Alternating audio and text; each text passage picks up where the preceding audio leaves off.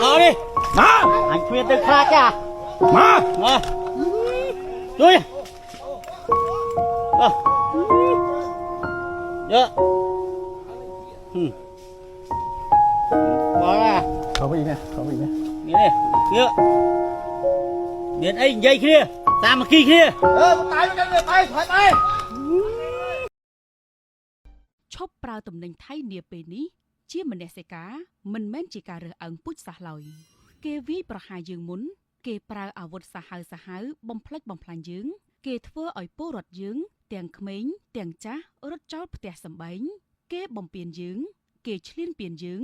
គេចាប់កងទ័ពយើងយកទៅឃុំមិនព្រមដោះលែងគេយកបន្លាលួសមកស្រះលើទឹកដីយើងកងទ័ពយើងលះបង់ជីវិតឈាម